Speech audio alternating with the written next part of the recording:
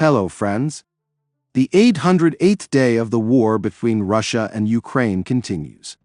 In the north of the Kharkiv region, Russian troops yesterday achieved tactically significant successes, writes the American Institute for the Study of War.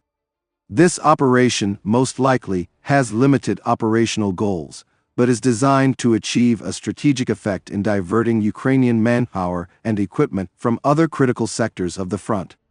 The Institute, having studied data from various sources, believes that Russian troops captured Strilecha, Krasne and Borysivka. They will also use the captured bridgehead to intensify offensive operations in the coming days.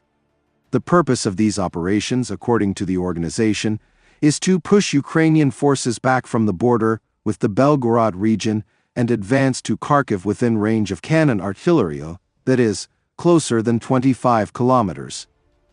It is highly likely that Russian forces have reserves ready to commit to intensifying offensive operations north of Kharkiv in the coming days, the report said.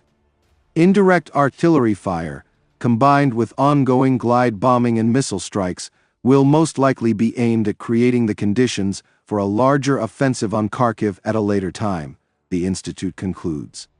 At the same time, military experts now see no signs of an operation to encircle Kharkiv on a large scale.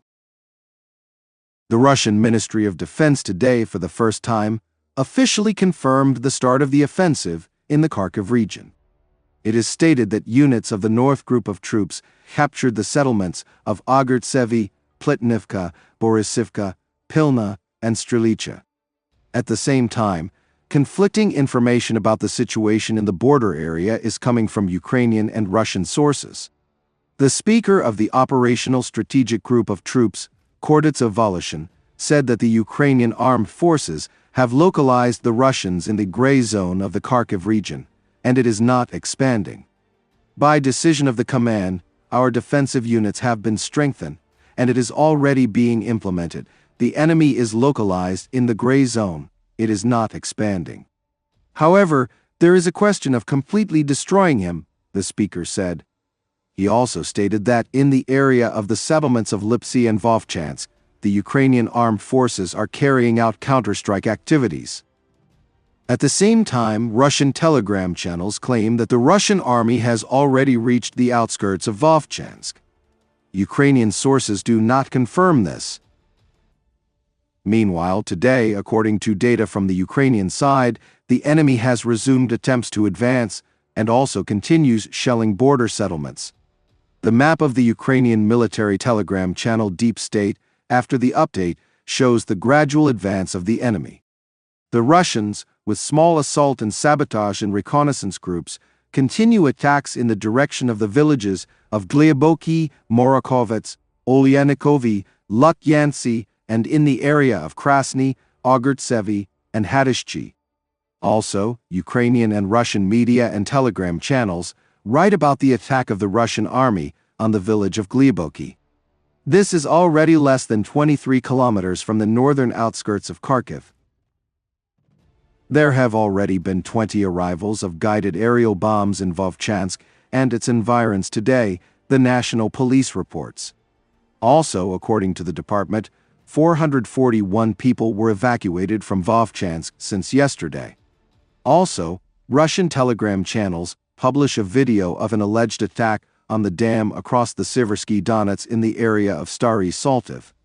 The head of the Kharkiv Regional Military Administration, Sinegubov, commented on this video. "This is a strategic crossing for us, so we will limit communication in relation to it," Sinegubov said. At the same time, he added that there are other alternative paths that we have taken in 2022 to 2023. It takes a little longer to travel there, but it is absolutely a travel route.